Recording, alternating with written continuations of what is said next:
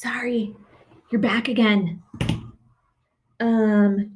Totally transformed my teaching learning environment here. Let me get rid of my games, my helmet. This is not really the best place for me to learn right now. Make sure I'm logged in here. You guys there? Are you there?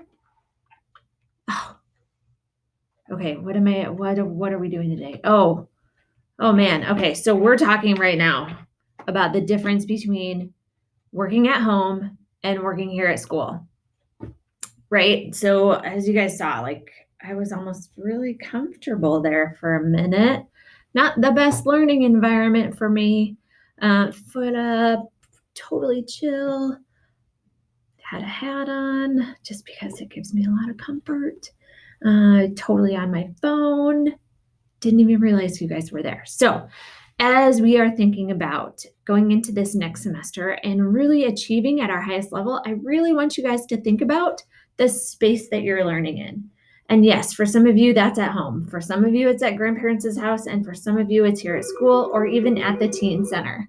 So right? And another phone rings, totally distracting. I cannot learn like this. Okay. So we want to sit and think about that. And I want you to acknowledge, one, when you come into a classroom, it's quiet. Everybody's focused on the same subject. We don't have distractions in the background. I don't have phones ringing. And we're all focused on one subject. So let's try to emulate, or let's try to make that same type of environment at home. For some of you, it might be like getting a trifold board and just putting that up on a desk or a table so you're not distracted with everything else. Like my wall right here has all kinds of photos on it. Sometimes I like to daydream. Again, not productive. So sometimes I need to change my own situation here so that I can learn best and I can participate in meetings best. Another thing that we want to think about is, how are you going to sit through 3 hours of Zoom, right? How am I going to manage this? I need space to write in. I need space to have a book open. I need to maybe split my screens. So take all of that into consideration as you guys are thinking about, where are you going to learn? What is your home classroom going to look like? What's your desk office space?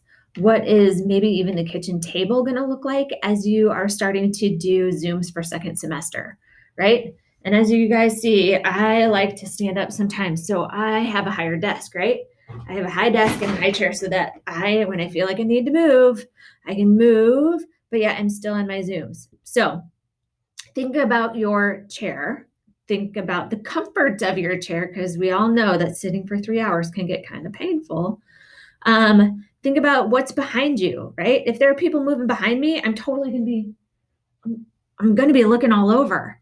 So maybe back yourself up against a wall and then create that trifold board that comes around so that you don't have any distractions, so that you can stay focused.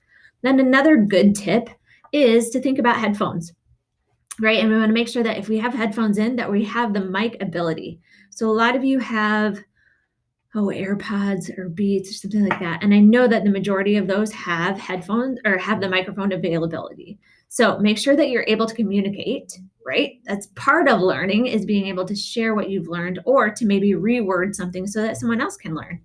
And participation. So we need to have mic capability, but having those headphones in sometimes eliminates all of that background noise. So it's a better learning environment for everyone, especially if you have multiple students in your house trying to learn at the same time. I can't even imagine. Total chaos in my mind.